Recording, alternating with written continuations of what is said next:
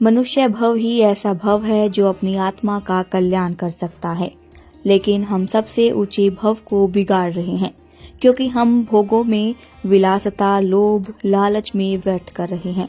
हर एक व्यक्ति अपने आप को सुखी रखना चाहता है।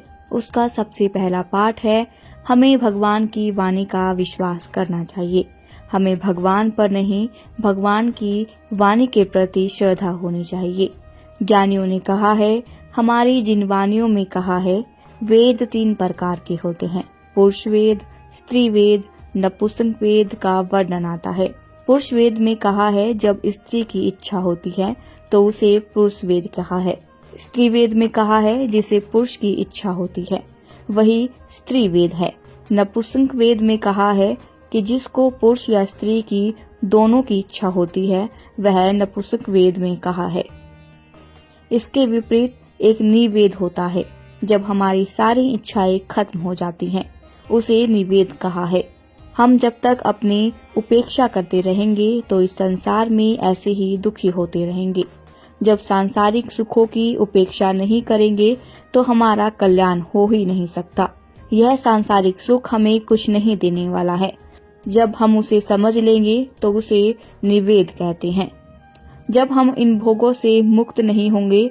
एक परिवार ने एक घर में कुत्ता पाल रखा था। उसका छोटा सा बच्चा था, वह उसके साथ खेलते रहते थे। बच्चा कुत्ते के साथ साथ खेलते खेलते उसकी पप्पी भी लेता रहता था। एक बार बच्चे के मुंह में कुत्ते की लार चली गई। बच्चा बीमार हो गया और 6 महीने बाद बच्चा मर गया। मरने से बच्चे के भाव से उसे कुत्ते के प्रति निर्वेद भाव आ गया और उसको वैराग्य हो गया। जब हमें निवेग होगा तो हम सुखी जीवन की तरफ जा रहे हैं।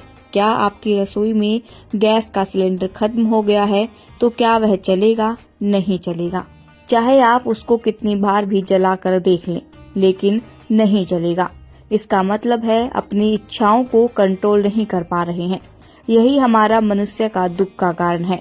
यह इच्छाएं ही हमारे कर्मों को बिगाड़ने वाले हैं। सुखों में पहला सुख बताया गया है निरोगी काया, दूसरा सुख बताया है लंबा आयुष, तीसरा सुख है घर में माया, मनी दूसरे से तनी और दूसरे से ठनी, यह तीनों दुख के कारण है।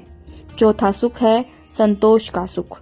इन सुखों को पाने के लिए अपनी इच्छाओं को कंट्रोल करना पड़ेगा और भगवान की वाणी पर हमारी श्रद्धा होनी चाहिए। इसीलिए कहा है, श्रद्धा में ही भगवान है।